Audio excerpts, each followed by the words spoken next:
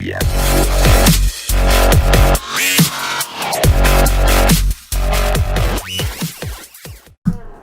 What up, nation? Welcome to the first edition of the Wise Take XFL DFS Wise Stream. CK013 here. You can find me on Twitter at CK_013. And I am joined once again by the GOAT, the true OG of the Wise Take Nation, Mr. Paulie D. Paulie is currently 1:16 a.m. We just got done sweating out the Dame Lillard in the NBA, which is our forte, if you will. Appreciate you joining me on this late night for some XFL action. I mean, there's literally no other place I'd rather be, especially after that sweat. That was good. I had to light up a little light in the air, toast to CK, doing the dirty once again. It was dirty. Victory. And it was fun. It was fun. I had a small profit too, which I'll take, it means we were on the right shit. Yeah. And once again, the NBA is good to the nation. But we're here to talk XFL. Are you excited about XFL? I am, man. I actually am. Number one, we obviously like football. One of the issues, I think the biggest issue with the NFL DFS is, for you and I, is it happens at the same time as like NBA. It's coming off of MLB, so we have a grind in between. And NFL slates are just massive. So while we don't have as much information, we have time to learn some. In NFL, you're dealing with small samples anyway, week to week to week. We're talking about a short season regardless. So I am excited because now we got 4 games. And not to mention the NFL playoffs, we did well. We did real well in the NFL playoff slates. Yep. Those 4 gamers. And it's like we get that every week. So, yeah, man, I'm pumped, bro. Playoff slate every for week. The next 10 weeks. Every week. I mean, I will say one game at a time, 2 days long. I can't stand that. It takes forever. I need all the action now. But other than that, I got no complaints. Yeah, no, I'm with you. Listen, to watch XFL, but realistically, we're going to be watching a lot of NBA stuff and all this kind of stuff. Wherever the most of our money is going to be behind, that's where we're going to be. But it's going to be nice to, at 2 o'clock, the games don't start till 7. I got nothing going on. Let me just turn on this XFL game real quick and watch some football. Some high-scoring, fast-paced football. Why not? You know what I mean? We were saying earlier, this is the first DFS sport that we're starting at the same time as the rest of the industry. It's an unknown. I think this is going to be similar to summer league basketball, G League basketball. And I weirdly love that stuff this year. And I thought there was a lot of edge in it. So I'm actually starting to think that this could be a really good, little mini season within a season kind of thing. I'm actually I wasn't excited till now. Now that it's here and I'm starting to think about what's actually happening, this might be pretty cool. I'm looking forward to it. Yeah, man, and like what you said, it's nice. It's not like an everyday thing. It's not like a massive slate thing. We got small slates. It's once a week. It's definitely manageable. Absolutely. So I'm excited, especially, coming off the NFL. I mean, the Super Bowl, we did well, right? Our Kansas City Chiefs bets, holla. We nailed some of the props. Did good in DFS that day. Talk Damian Williams, holla. We nailed it. The whole thing. And the NFL playoffs, everything was great. Oh, look at this. Hold up. I have to interrupt. There's a comment in the YouTube chat from Ether saying, "You guys see Portland get robbed." Yes, we did. We did. I only wish that we were live at that moment so you could have seen Paulie D's reaction. That's all I'll say on that. I know, that's all I'll say on that. I wish. Listen, I had a lot of Dame and a lot of teams with multiple players in this game. And we were creeping, Overtime would have been a special place for me. I had multiple teams on the way up, and CK was already there. Dude, that's 2 points off the board from Dame. You might have jumped another couple hundred. Yeah. You're in the top 20 in that donkey. Yeah. You should be more upset than me, ooh, that's fucking crazy, Yeah, no. Man. Yeah. I guess I was just grateful to be in that situation on the slate we had today. It was wild. I fully trusted our projections. A quick shameless plug. I don't give a damn. I'm just letting y'all know straight up. I simply trusted our projections that we work on very hard throughout the day, and in the donkey, and it did us right, man. Did us right. That's all. It really nice. did. I let a dollar. With that said, Paulie, going back to the XFL, it's manageable. 4 games, a lot to learn. So we're gonna be learning on the fly like everybody else. We know about some of these players, but one of the things and one of your strengths in general, Paulie does a lot of our preseason stuff and the summer league and the Slack chat, all that stuff. Is Paulie's good at finding that fucking information that people can't find. It's those little tidbits about this, you know. So I'm curious to hear who you got today, man. I'm excited to go into this XFL journey with you and the Wise Take Nation as we lead the way. And it is time to do dirties, WWE style, via football. Yeah. Holla. Yeah, Vince McMahon owns this shit, He right? does, man. WWE still XFL, man. He can't hold down a pimp. Can't hold down a pimp. The first game we have is Saturday. Obviously, for those of you that, I guess we should probably talk about the rules a little bit for some people that don't actually know, because like at least touch on the basics. So first of all, as far as the slates go, they're going to be 4-game slates pretty much until the playoffs. There's only 8 teams. So 2 games Saturday, 2 games Sunday. I think there's 1 week where it's a little bit different, but for the most part, that's what it is, right? Yep. Now the scoring, we know there's no extra points.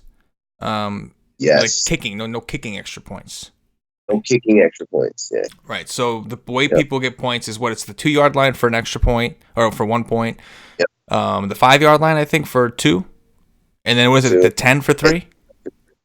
Yeah. It's wild, man. But you can see all this stuff is going to add to the scoring. I heard that the game clock is going to be a lot shorter, also to speed the game up. We know about kickoffs. The kickers aren't going to be allowed to run down the field until the player actually catches the ball. So they want to encourage the kickoffs. They just want it to be, in their minds, a little bit safer. I mean, all you're doing is going to make sure that everybody collides with each other.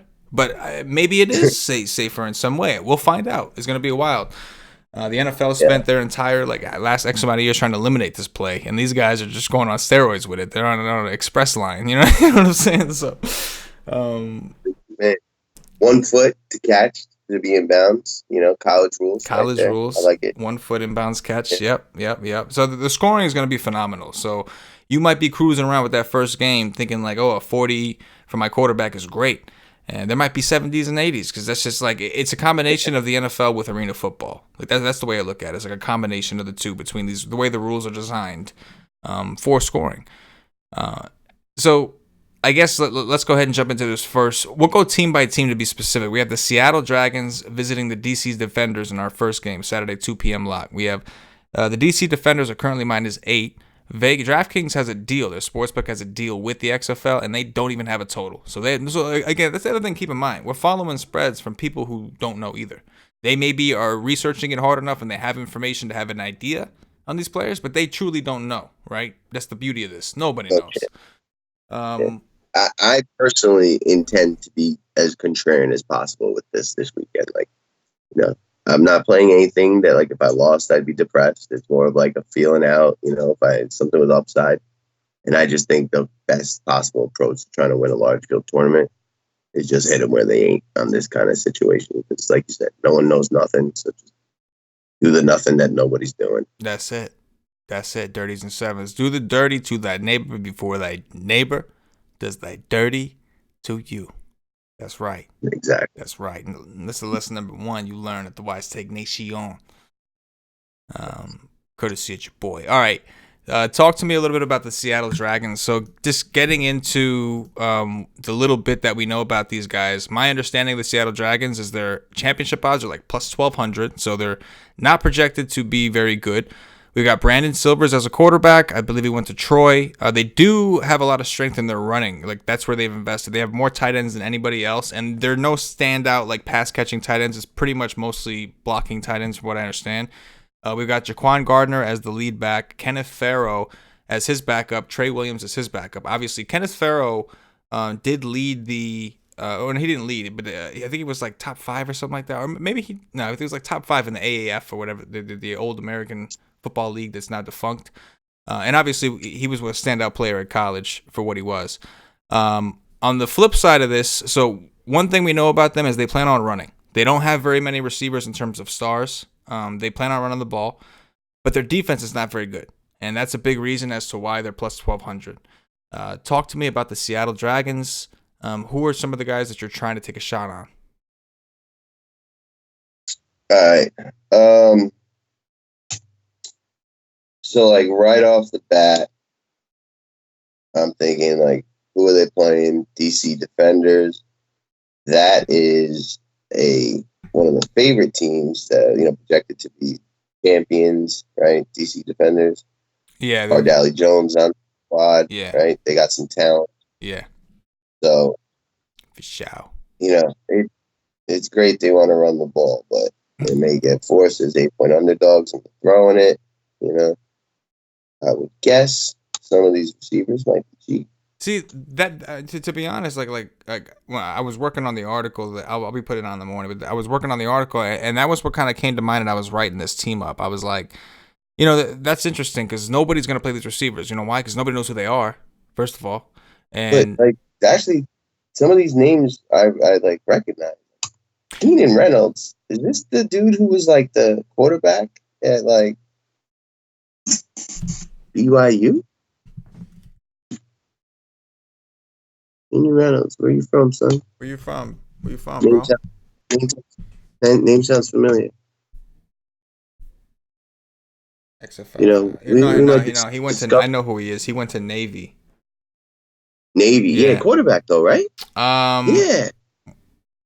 Was he a quarterback? And I remember now that I recall Navy, I remember him, but I don't remember if he played quarterback. I thought he was a receiver. No. I think he became a receiver in the NFL. I think he was a quarterback. I'm gonna find out. Yeah, What's his he was a name? quarterback. You're right. He was a quarterback. Absolutely right. Yeah. Kid's an athlete. Yeah. All right, I like that. Yeah, he's a quarterback. Like that. But he's expensive, but I like that. A lot of the stuff I did read as I was researching this was like a lot of Taysom Hill comparisons to like multiple guys on teams, and like I think they're expecting some like trickeration in some of the play calling, and like that if that's the case, like this is going to be the guy to be involved in that. He is expensive. This is going to be mega contrarian, but I'm into that. Austin Prohl, we know Prohl is like a household NFL name from like the 80s, 90s. If this is like, descendant, then I'm interested there. I think this guy played in the AAF and did pretty well too. 5'7". Interesting, right? At quarterback, we got Brandon Silvers. That doesn't get me too excited. I do remember Kenneth Farrell from back in the day at running back. Like, I think I play the receivers as one-offs here, as like contrarian pieces to teams that I just kind of hope to hit, like, the touchdown variance. That's what I'm like in Seattle side. Yeah, I think so. For me, the first places I'd come to is the running backs, right? Because at the very least, they're going to try to run, and they have this offense that's designed to allow them to run. So, to some degree, on a slate where we have a lot of uncertainty, I'm interested in the running backs. This is, I think these are. There's not a lot of teams that are going to try to run, right? Like, these are one of the few teams that actually have said, we want to run the ball a lot. Like, they didn't invest very much in their receivers. They invested most of their draft stock in running backs and tight ends and linemen that they at least hope to, give these guys an opportunity. Jaquan is listed as the starter. Farrell listed as the backup. So in an optimal strategy, yeah, I think these are two running backs I want a piece of. I do believe it's going to be more of a committee.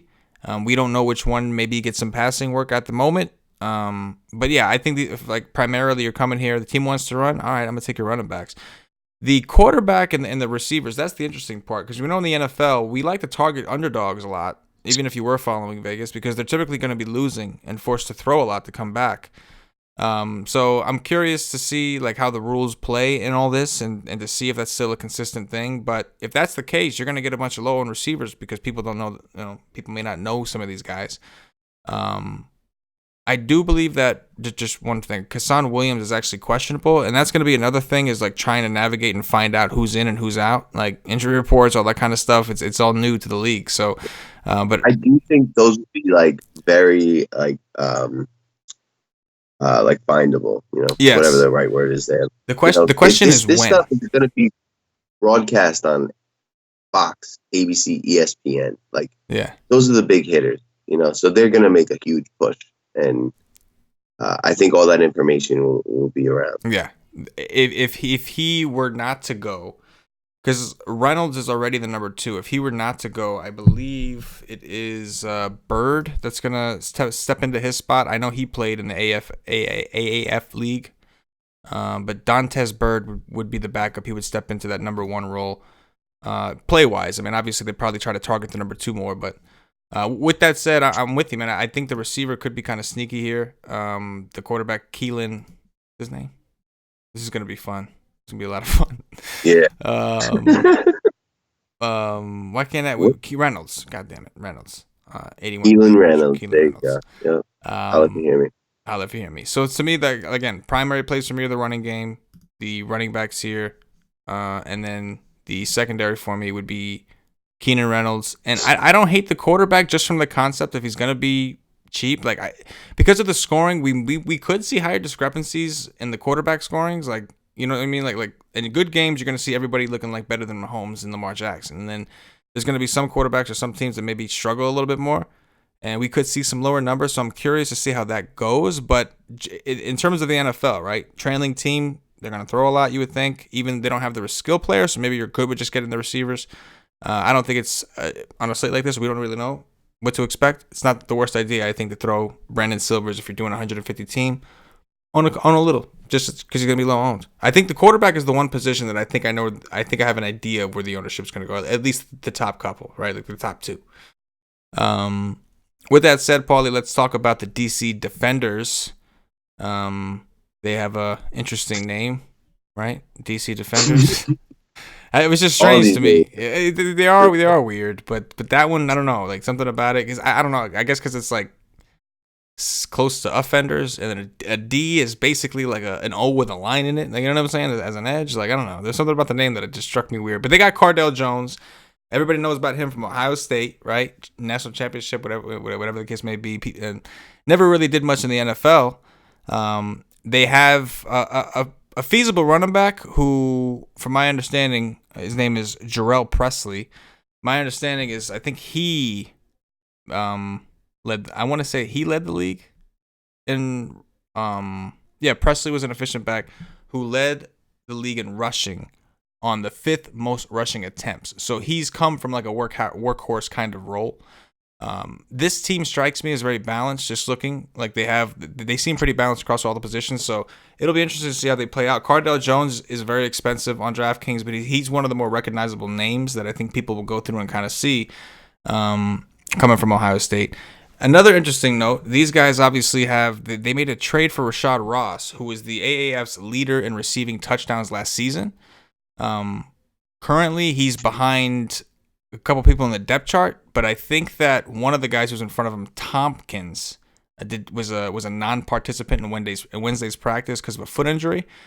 So I don't know. I mean, he just got to the team in January, so maybe he just hasn't had enough time to prepare. So that's why they weren't going to make him the number 1.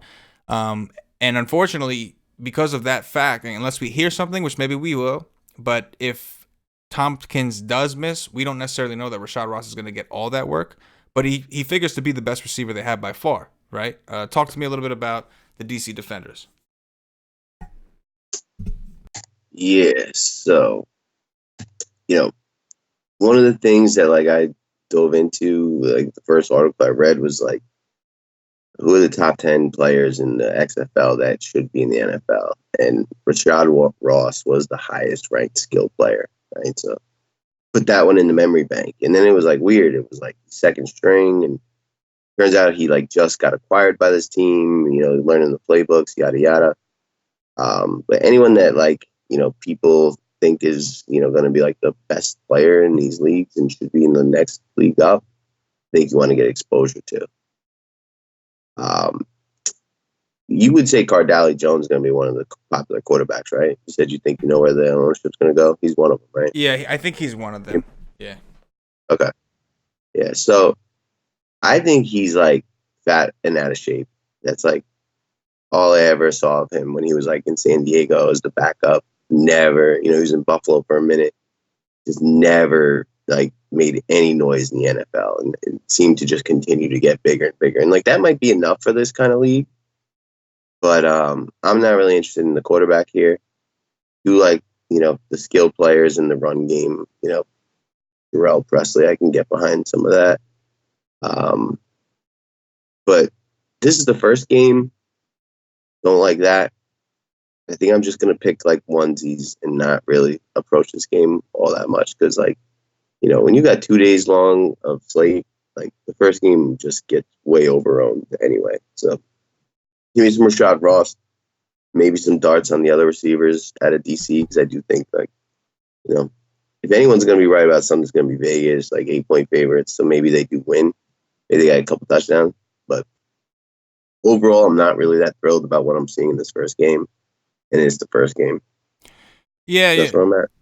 Yeah, I think like the one drawback for me is one of the reasons that Seattle is projected to be so bad is because of their defense.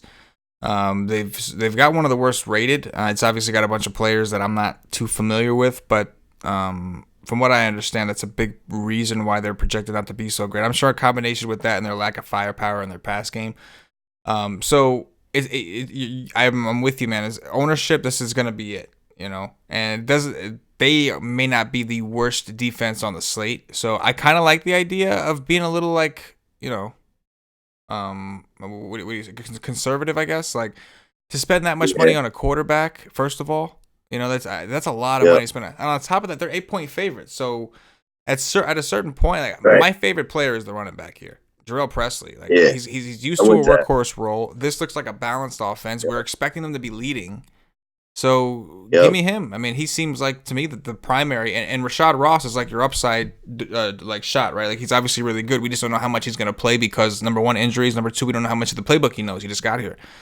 But and on top of that, it may be a situation they're projected to win somewhat easy, I guess, like 8 points, like it's over a touchdown, or maybe not. That's still one score, so maybe that is a close game. But point being, if they're expected to be leading, like I'm more interested in the running back. I think he does a little bit more for us.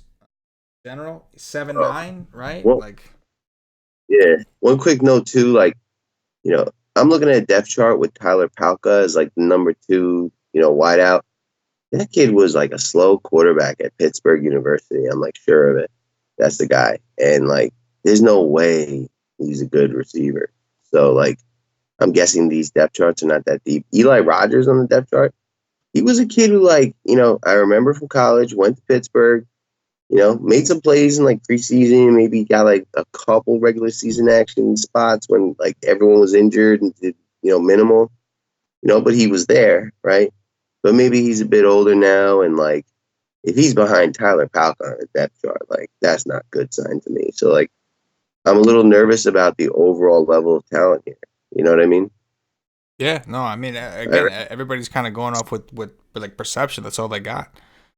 Yeah. So I mean, Cardale Jones did have a cannon. Oh right? yeah. So there's some deep ball opportunity. Eli Rogers,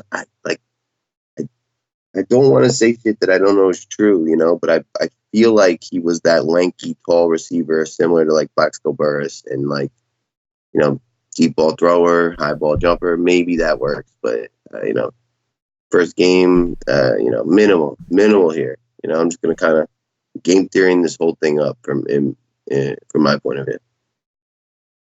Yeah, I'm with you, man.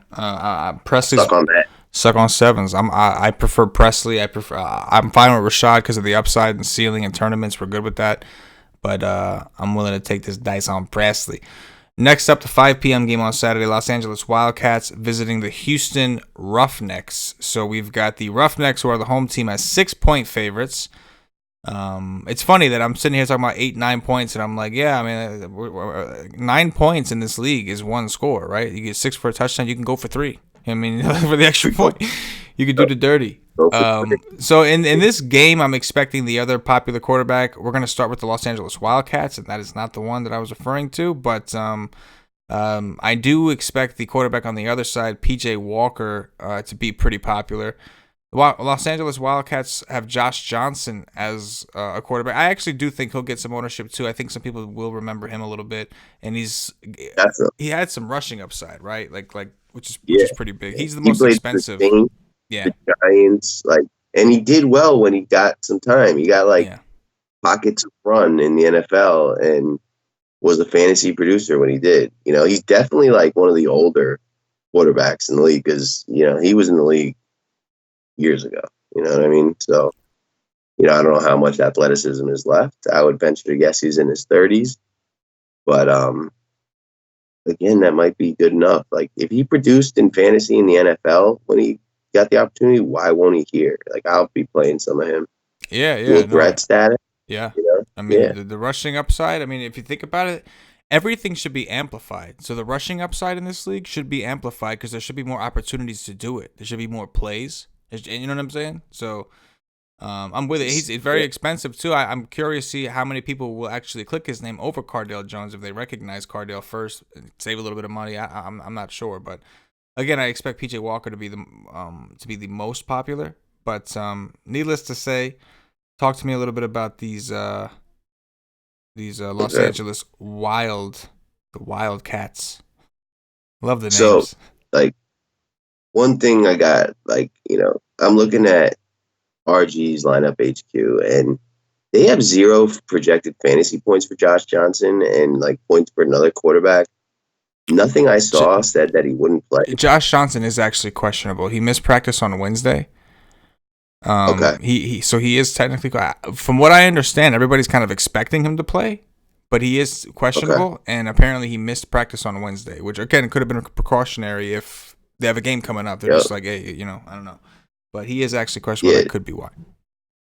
My point is, like, definitely keep your eye out on something like this. You know what I mean? Like, that's like, a site like that to, give him a 0 and give another unknown all the minutes, like it could be just the stock, they haven't really fucked with the projections yet, but more than likely they have, and there's a reason for that. And, I do respect Chris Jimino's like knowledge and depth of like, NFL talent from college and, um, you know, message, note to self, like investigate this tomorrow before locking in teams to make sure we don't play somebody that gets a 0. Yeah. You know,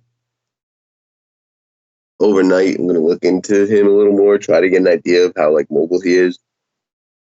When you do have a quarterback that could run a lot, that could take away from some of his receivers, if he's out, then you're looking at a 6K quarterback.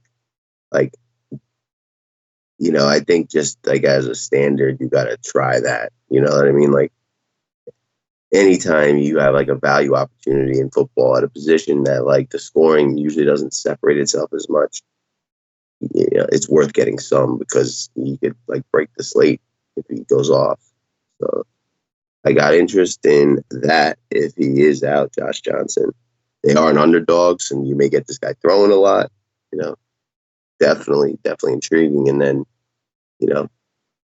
in football, you do want to stack situations like that. So, any receiver that you think will play, right? I'm seeing Nelson Spruce, Brandon Bonds, Saeed Blacknell. Trey McBride is a name I do remember. He was on the Rams for a minute. I feel like he could run with the ball a tad. I think he was actually a running back more or so in the NFL, but he's 5'5". You get a little cheap stackaroo from a trailing team if that were to occur. Otherwise, if it is Johnson, then I think he's like a guy, I don't want too much at his price. And the fact that, like, usually running quarterbacks, they're like skill players, don't correlate all that much with them. You know what I mean? Yeah, absolutely. I think that, what's his name? Elijah Hood, from what I understand, is slated to have a like bell cow kind of role. He's like a big physical type of player. The running backs. So let me ask you a question. In your opinion, this is a different format because we've got one running back that we have to play. We don't have to play that much, and this league is obviously designed for scoring. And I think it's by the rules. Come on, catching the ball with one hand. It's designed for passing. So it's interesting because the running backs are the ones that people seem to recognize more, and the pool is smaller, easier to pick. But the upside, like this is like right up your alley when I think about it. I know in the NFL you were really big on the receivers being in the flex. Like that was one of your things. You're trying to get ahead of that curve. Because of the Yeah, upside, the league is pushing you towards throwing, all these different things. And now and this is a league that is set up perfectly for that on steroids. So it's interesting because yeah, you have to take a running back, but you only need one. And while the running backs, I find myself, oh, he's going to get the reps, he's going to get that. For safety, sure, the running backs seem to make sense. But as far as ceiling, and that's what makes this whole XFL DFS thing interesting, is there's so many receivers that you have to decide. Like a lot of these teams have a ton of receivers. There's tight ends some of these teams have. Not all of them are there to block. So it's wild, man. Like when I think about it, the first thing out of my mouth is like, oh yeah, the running back because we know he's going to get work. But it's like, but you understand how this league yeah. works. This league is like designed for Right. you to throw. And then later on down the road, we're gonna find out which running backs are a big part of the pass game, and then that's when Mm-hmm. things get a little interesting. Some of these running backs are going to be more like receivers. Um, Yep. so yeah, I don't know. It's when I thought about it, it was kind of crazy. So, but yeah, so Josh Johnson, we know, obviously, if we don't know if he's playing, he apparently had an undisclosed injury. That's what they're saying. They're not telling us what it is. It happens at some point this week, from what I understand. So he's a game time decision. That will obviously lower his ownership, but it also makes you a little worried about a guy that you're playing for mobile upside and he has an injury he's not telling you about. But ownership on him may be low if that gets around. Looking at this team, their like main depth chart, I believe they had an extra receiver, so I think we're expecting a very pass heavy. Like their main starters are listed as Josh Johnson, Elijah Hood, Jordan Smallwood, Adonis Jennings, Nelson Spruce, and Brandon Barnes. So more of a 3 receiver set, it looks like. And you'll see there are some teams like I think the Roughnecks who don't have a tight end. So we'll see. I think that as we go on, we're gonna have to figure out some of these guys and make our own judgments, like really get into the targets. It's hard in week 1. You don't know who's getting what targets, the offense, the schemes, the matchups. We don't know what defenses are actually going to look like, but a team and You don't know nothing. yeah, Anybody that says they do, they're lying. Yeah. We're gonna figure this thing out day by day, play by play. play by play, Yeah, day by day. but nobody truly knows what's up. All we're doing is going by recognizable situations, coaching tendencies, Vegas, any information we get our hands on. anything, But anything is anything. no, true that. All right, talk to me about This next team, the Roughnecks. I'm very excited about this team offensively. So, Yeah. there's a handful of things I recognize here, right? The coach, June Jones, right? He was the head coach at Hawaii forever. They pretty much run the run and shoot 4 wide. They've had, quarterbacks throw for like 4,000 yards, 30 and 40 touchdown passes. He was at the Chargers way back in his day. He's always been a pass first guy, right? And, he's got some receivers, some running backs that I can recognize. PJ Walker, beat out Connor Cook, the more known name for the quarterback job. I didn't recognize PJ Walker, but you did. Yeah, from Temple. And like, was he good at Temple?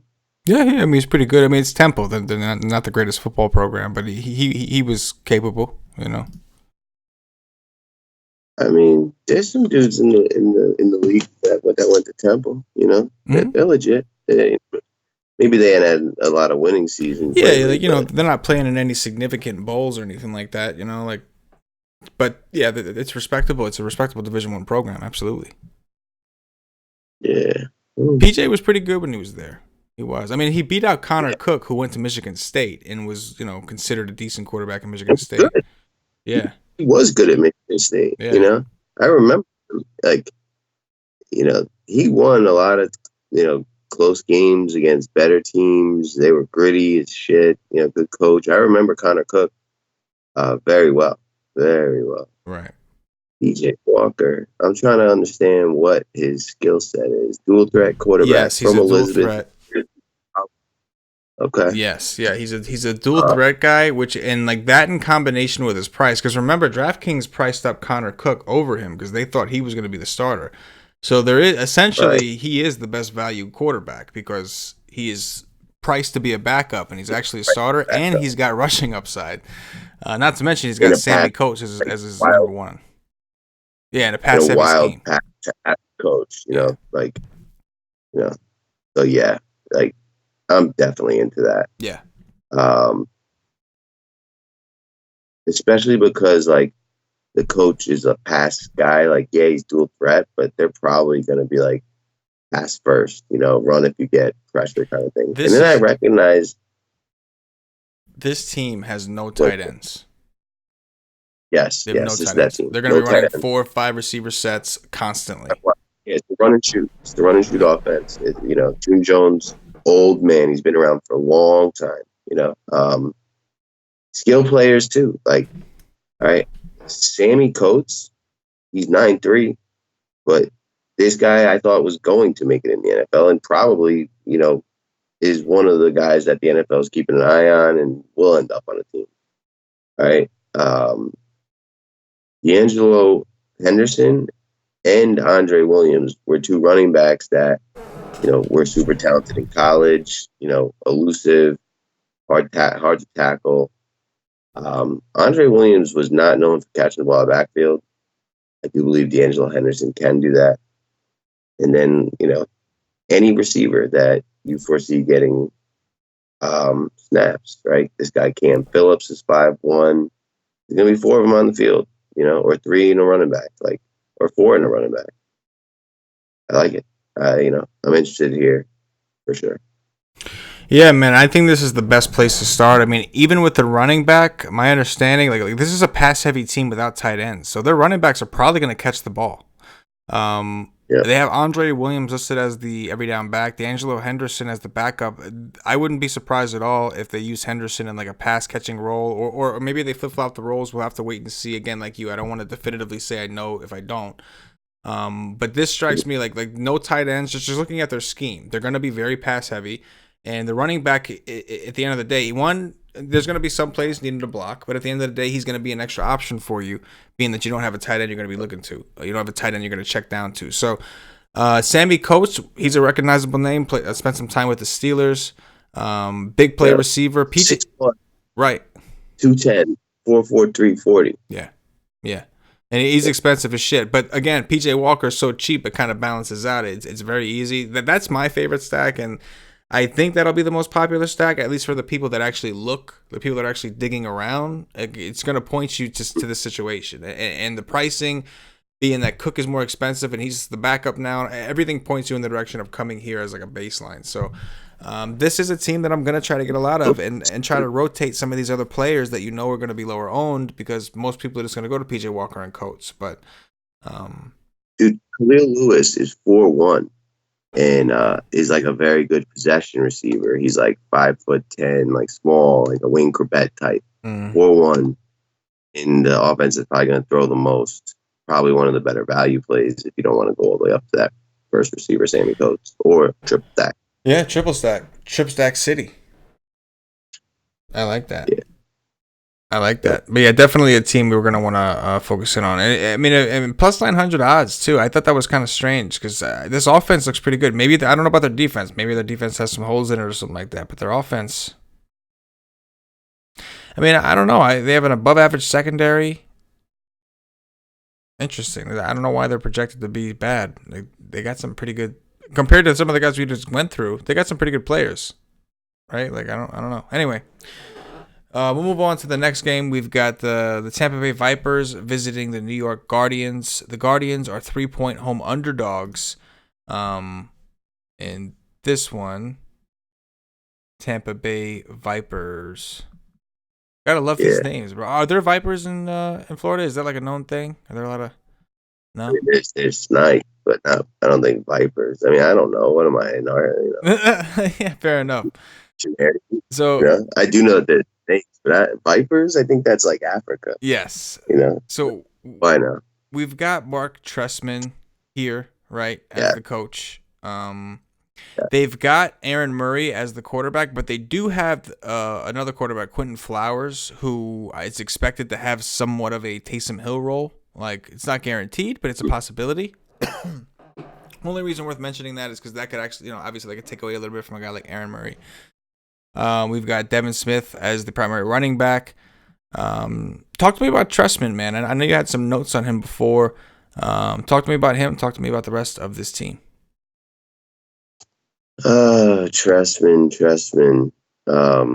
Definitely a guy that's been in the NFL. I want to say it was like with the Bears. The Bears. Yeah. Pass happy coach from his time in Chicago and Baltimore and then the CFL. So Aaron Murray, I remember very well from college. I think Gurley was his running back, and number 2 was like the dude who's the Patriots running back. Like they were loaded at running. Michelle, yeah, they had all 3 of them for a little bit there. Predominantly, what they did have like one guy who's like in the NFL was a good receiver now, but he didn't do much in college. Like they were a run first upper echelon team. So like. I don't know how good Murray is. Quentin Flowers thing is kind of tricky, right? Like, I think there's like nothing I hated more in DFS than, what's his name from the Saints that he said, like, until you were able to like use him as a receiver, but he was just like a troll, like, steal running back carries from, the running backs, stealing targets, and it was just a nightmare. Throw passes, take touchdowns. So I'm not really into too much here, right? Maybe I do try the Quentin Flowers thing.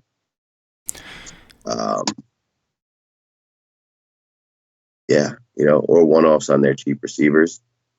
But I don't recall ever thinking Aaron Murray was that good. But, maybe I play Nick Truesdell there, like, top projected receiver. At running back, another group of guys I don't truly recognize very much. Mac Brown, I remember from Texas, but he's like their third string guy. This stuff doesn't excite me very much. No, it's not overly exciting. One thing that's interesting is I know Trestman has a history of involving his running backs in the pass game. Obviously, Aaron Murray has played with some really good running backs in college. They had Gurley, Nick Chubb, and who was the other one? Sony Michel. I mean, just wild. All 3 NFL running backs. And not that they had not that Murray had a history of throwing those guys. They were just so good, and Georgia ran so hard. But I'm with you. Like, he hasn't really been tested. This is a coach that likes to throw, so they decided to go with him. I would think there's a reason. I am interested in the receivers. Obviously, we don't know a ton about a lot of these guys. I'm with you. Like, not a lot of these guys are super, recognizable just based off names. But knowing that this is a pass-heavy team, we want some interest. But I think over the course of the season, the running back, we may see a running back emerge. Devion Smith is projected to be the starter, so he's going to be the one that's actually going to run the ball. But I wouldn't be surprised if these other running backs on the depth chart get an opportunity on third down or whatever the case would be to actually get some like passes thrown to them, at least the 2 in Jaquez Patrick. So, again, it's tough. We don't know enough about these guys, but keep an eye on them going forward as the season progresses and keep an eye on what their role is on each team. Like, week 2, I'm really excited about because even just to have that little bit of sample from week 1, it's better than not having anything at all. So, if they have like second half showdown slates, I'd be interested in doing that. Just give me a half to see what's going on. Let's go. Yeah. Let's fucking go. With that said, let's talk about the New York Guardians, who, us being from the Northeast originally, I think we would be fans of if this was a thing, right? This would be our team right here, boy. This is my team. Rocking with Matt McGloin, because that's what this is. Yeah. We got a coach for the coach of the Giants like 20 years ago or some shit. He was he's a part of the Giants staff a long ass time ago. Wasn't that long ago? He was on the Giants like during the Super Bowl run, I want to say. Oh, that man, it feels like a long time, but it really wasn't that long ago. You're right. It just feels like it because the Patriots thing, like, they beat the Patriots twice, but then the Patriots kept getting back there, so it's just like fuck it, Anyway, the New York Guardians are home underdogs. Interesting here, like one thing to note about this coach is we do know that he always, but like when he came from a program that believed in like a running back committee. which can be a little annoying. I expect this team to be a little more balanced. So initially I was kind of looking into getting some running back action, but when I read about the committee thing, I was just like, well, fuck. Talk to me about the New York Guardians. Yeah, so like home underdog, that's something I like to approach, right? Matty McGloin, dual threat. Kid kind of like, I gotta say, like, kind of like had it, he's undersized and was great at Penn State, right? Got a couple opportunities in the NFL, like during the Raiders, just like debacle, and they were just like, a disaster of a team. He ended up quarterbacking a bunch of games, and like, they were better with him that year than any of the other guys, right? Like, he can run some, he can throw some, home dog, right? His receiver is one of the, more exciting, guys for like DFS out there, 6'5" kid who's got some pedigree of doing well. And it'll be contrarian. So I'm liking the idea of doing that stack. Maybe because they're dogs, they play from behind. McGloin, expensive. McKay, expensive. Doubt this is going to be a popular stack, but why not? Why not take a shot on one of the, bigger specimens at receivers with like a proven quarterback? And if not with McKay all the way up top, then EJ Bibbs is the name I recall. I think this kid went to Colorado State, was like their number one receiver out there. Hold up. Iowa State. Bibbs was a major contributor in his college days, racking up. Iowa State. He's listed on the depth chart as a tight end, actually, EJ Bibbs. Word. Okay. Interesting. So maybe we don't do that. Maybe it's just McKay. One common thing that I've read about this team when I've done my research is everybody seems to everybody seems to point out that everybody thinks they're overrated, I guess is what I'm trying to say. Their odds to win the championship are plus 430, for instance, right? The odds for their opponent, who we just talked about, is what? I think plus 400? I think the team has the projected best defense of all the teams. Who the Guardians do? Yeah, I'm pretty sure I ran up on that. So that's interesting because, number one, that typically would favor the running backs, which, again, sucks because this is we're assuming this is more of a committee approach just based off of the tendencies of the offenses where this coach came from. But I get the feeling like you that like we could end up seeing, because I'm not a big McGloin guy personally, never really was. I could see him kind of being like a game management. And maybe I'm dead wrong about this, and this is a fucking terrible take, but I get the feeling that they're gonna zero in on McKay. I get the feeling that this dude's just gonna fucking lock in on this guy and just try to hit him. You know what I mean? Like this possession by possession. Let's just start off by making some plays. And I don't know. I do think McKay is pretty good, so maybe that is why. But I kind of get the it's a weird thing where it's like I'm not really into McGloin. I can see this McKay kid getting just a ton of work. Like there's zeroing in and finding ways to get him the ball. Because they just don't have a ton of star power around that, like outside of that, right? Yeah. So I do like McKay a lot. I do like him. Long and hard. Last game, Paulie, hanging in there doing dirties, trying to help the nation do dirties and learning along the way. Let's do it. Again, week 2, I'm very excited for. I think week 2 will be a much better show, much better thing, because we'll have an idea of what we're looking at. And more importantly, we'll have something to base perception off of. So we'll have an idea of what the public will be thinking at that point. Right now, we're ownership, we're really just guessing. And we don't know. What do they know? We don't know. Last one here, St. Louis Battlehawks visiting the Dallas Renegades. The Renegades are minus 9.5 favorites, so obviously pretty huge there. The Battlehawks have Jordan Tiamu as their quarterback. They do have some depth at running back here. We got Christine Michael and another ex-NFLer. God damn, man. It's 2 a.m. What are we doing? We're talking about NFL, XFL, 2 a.m. on a Friday night, really Saturday morning. What is the life come to? Where have we been brought? Matt Jones. Used to play for the Redskins, I think. But they got 2 former NFL running backs here. So they did invest their draft stock in the running game. What do you know about the St. Louis Battlehawks? I don't know much, dog, but homeboy. Jordan Tamu is a name I do remember, and I think he was Ole Miss. Ole Miss, yes, Ole Miss. He had like a slew of great receivers. Yes, Laquan. Did he have a Treadwell? Laquan Treadwell. He had like better receivers than that. Yeah. Guys that. But Treadwell was a beast in college. He got hurt, but he wasn't the same after he tore his ACL. But he looked like he was going to be a beast in college, man. He was doing some sick things. Yeah, he makes a play every now and then, and you're like, man, that guy could be good. But DK Metcalf, AJ Brown, and Dawson Knox. Yeah. Oh, yeah. That's some pretty good ones right there. Yeah, Dawson Knox, that tight end at Buffalo. Yeah.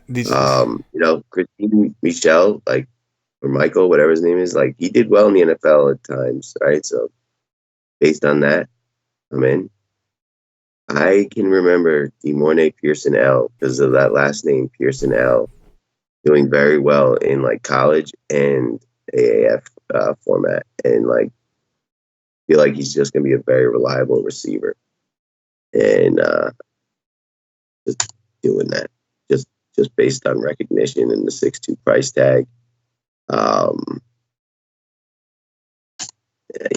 This is the running back that I like, Michelle. Yeah. Maybe Jones, but Christine Michael, I don't know why I go Michelle. I always call him Michelle. It's because of fucking Sony Michelle. That's why you get that. Yeah. There you go.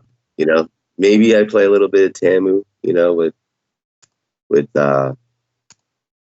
DeMornay, Pearson L. Or I play the running back. But that's the extent of what I'm gonna do there. One thing I do like about Pearson L is I think he's projected to be in the slot. And like looking at the surrounding players, obviously this team they invested in their running backs. So when you come to the throwing, like you just get the feeling like, again, like you said, this guy's used to throwing to stars. LaDainian Washington, from what I understand, was like very unimpressive, underwhelming in the AAF last year. So we could see a situation where they're going to try to run the ball, and when they have to get those throws in, they're probably going to look for their slot. Pearson L. For me, like it's him and it's Michael. Christine Michael. Christine Michael is number 6 overall pick in this draft, so they obviously, I would imagine they're going to plan on having him heavily involved. He's definitely, in my opinion, the top running back, and I like the idea of Mr. Pearson L as well. Artful Dodger. We got some funny comments, bro. Shout out to those of you watching us on YouTube. Shout out to Double OG. That's our boy Jeff. What's up? Artful Dodger says, I need y'all because I don't know shit about these XFL dudes. Hey, bro, we're going along the way. We'll know a lot more after week 1. We have an idea of a lot of these guys. We've heard of a lot of these guys. I mean, we know a lot more, but there's a ton of them we don't. And the whole thing is about like trying to use the game theory that we've learned in the other sports and trying to apply it in a sport where we think there's edge, because a lot of people don't know shit. Like, they're going through the same thing. You could research these teams. We've researched these teams in and out, and you find little differences here or there. At the end of the day, you're still reading someone else's work. You're still reading someone else's interpretation of what they're trying to do and making assumptions based off of how they've constructed their rosters. So using Vegas spreads, like Paulie said, any bit of information you can, even if that information is, I think that this is going to be chalk, so therefore I'm going to use it to leverage the other way. Any information you can get is key, and that's the beauty of playing a sport that is brand new. We had a comment from in the chat from Chia Haji. He says, bro, ain't no one watching or caring about the XFL. Take a break. I feel you, bro. They see us grinding with the NBA, and we're up here on a Friday night at 2 a.m, Saturday morning, doing dirty. ESPN, ABC, and Fox are putting this on. They believe in it. You got to give it a shot. Plus, there's contests with $100K up top. Like we're gonna be where the money's at, right? Like we're gonna be where the money. We're gonna figure out a way to get it. We're gonna be where the money's at. We're gonna try to figure out a way to get it. That's it. Bottom line. Yeah. So this Dallas team, like, is by far the most recognizable for me. You know? Let's talk about him. What you got? What you see? All right, so like Freddie Martino, this is a good receiver. He'll probably make it to the NFL. He's done well at all levels. He's done well in preseasons. Don't think many people will recognize him, right? Jazz Ferguson, I'm seeing as his backup. Is he the guy who left college and is like, there's one guy in this league that left college and was like already expected to be good and is like going into this league and hoping to like catapult himself into the league. No, he went to the combine. He was on the Packers. No, he played against the Packers in the preseason. Northwestern State, Louisiana. 6'5", 227. See him. Yeah, right? He's cheap, 4'2". If he's playing, we want some of this. 4'4", 40. 37-inch vertical.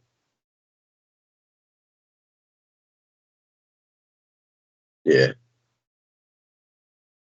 I'm interested here in this kid, right? We got Jeff Badet. I don't know nothing about, but enough people that I do respect have told me that this kid is good. So 3 receivers to have some interest in, right? We got Landry Jones, probably the most notable quarterback, although he's got no points in this model, right? So he's also questionable, right? Correct. Yeah, he's a game time decision. Yeah, his backup, Philip Nelson, I don't know nothing about. Bob Stoops is the head coach here. Very, very solid coach that, was usually known for scoring points. At running back, we got Cameron Artis-Payne. That guy's got to be getting old now. Lance Dunbar was running back for the Cowboys who, showed some signs. I'm interested in a lot of this, and it's the last game. I like a bunch of these guys for exposure. I think this and the Houston team are my favorite, offenses stacks, which, I wanted to bring up, right? Like in NFL, stacking was key. And, in showdown slates, correlation was key. This is kind of hybrid of that, 2 flexes, higher scoring. You want to look to be stacking, correlating as much as possible, I think. So, quarterback with multiple receivers, quarterback with running back receiver. I think you want to, look for situations like that. What's interesting to me, we don't know if Landry Jones is going to play. So he got hurt. He had a knee injury in January. They said he'd be out 4 to 6 weeks, and that was around the time of now. It was around the time of the opener. So he's a true game time decision. Now, if he doesn't play, I don't think it's the worst idea to take a shot on Philip Nelson, right? This offense is supposed to be good. It's Bob Stoops is Landry Jones did well in Bob Stoops' system. Bob Stoops is more of a system guy, though. That's just his, you know what I mean? You can if you understand his system, you'll do well in it. If you understand how to work it, so it's interesting. I'm not opposed in taking the discount, 8,300 for Nelson. Obviously, a lot of the guys that we like are priced up, like Badet, who's cheaper than some of the other guys, but 8,800, you're still spending some money. I like what I see out of this dude. Like you said, a lot of people have talked about him. He's got some pretty scary. He's got a 4.27 40-yard dash. He ran that at his Oklahoma Pro Day. Your boy Badet. I hope his name's not Badet. You know what a bidet is, right? Yeah, it's man. That awesome thing that cleans your ass. Yeah. But he's being compared as the XFL level Julian Edelman. They're saying he's flexible. He could play in the slot. He could play outside. Very dynamic. So I do like him a lot. I think that, if we're going to spend up on some of these other receivers, because most of the receivers that we've liked so far are very expensive. And so the quarterback, PJ Walker's cheaper than all these guys, so it's just tough. But this offense is projected to be good. It's supposed to be one of the better offenses out there. So Cameron Artis-Payne, that's a funny one. That's a funny one. Carolina. So you got to think that they're going to throw a ton. Because if he's there, maybe he has more success against a lower level of talent, but I remember like he was a part of that. Him and C.J. Anderson and those guys, they would get carries all the time and just never do shit with it. You know what I mean? Like I don't know. And McCaffrey came in and was like, "Yo, I'm gonna show you how to run the ball." You know what I mean? I'm gonna show you. I'm Yeah. gonna show you how we do. So I mean, he's recognizable though. We know his name, and he's always been a workhorse. He's always been a guy that, well, eventually he became a backup, but you know what I mean. He's been a guy that you can give the ball 20-something times to, and he'll just eat it.